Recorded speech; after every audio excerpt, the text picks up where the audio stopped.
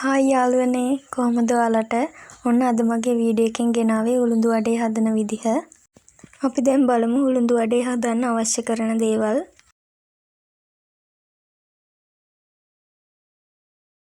පාන් පිටි ග්‍රෑම් 300ක්, පොඩියට කපාගත්තු ලුණු, ඊස්ට් තේ හැඳි එකක්, පොඩියට කපාගත් කොච්චි, කරපිංචා, කෑලි මිරිස්, ලුණු සහ මද රස්නේ උණු වතුර.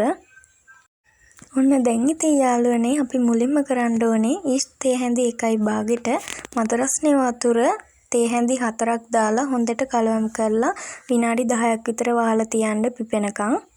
ඔයාලත් මේ විදියට හොඳට කලවම් කරන්න. එතකොට තමයි හොඳට ඊස්ට් එක පිපිලා එන්නේ. දැන් අපි පන් පිටි එකට කපාගත්තු ලුණු, කෑලි මිරිස්, කොච්චි, කරපිංචා, ලුණු සහ ඊස්ට් ඒ ඔක්කොම දාගමු.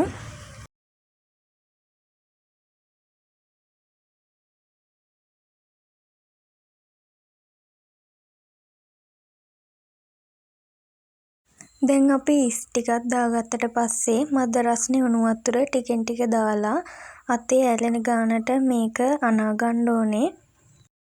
ඔයාලා මද රස්නේ වතුර ඔක්කොම ටික එකපාර දාගන්න එපා. එහෙම වුණොත් මිශ්‍රණය දියාරු වෙනවා. අපි මේ මිශ්‍රණය අතේ ඇලෙන ප්‍රමාණයට තමයි හදාගන්න ඕනේ. මේ විදිහට ඔයාලා මිශ්‍රණය විනාඩි 5ක් විතර අනා ගන්න.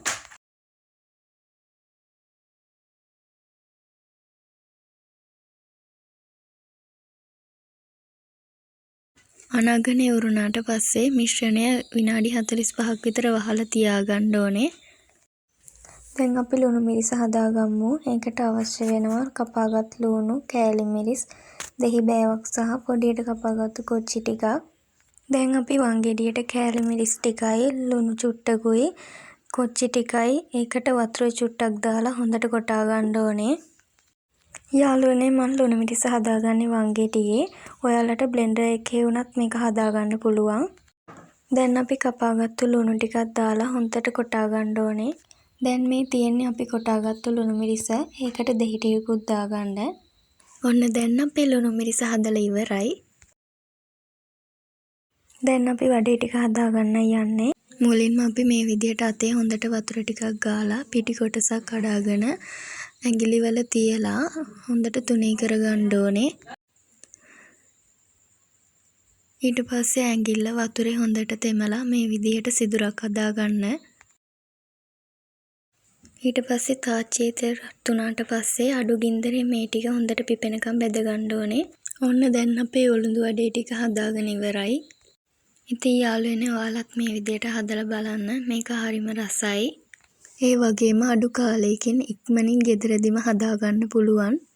එහෙනම් යාළුවනේ මං ගිහින් එන්නම්. ආයෙමත් දවසක රසම රස රෙසිපි එකකින් හමු වෙමු.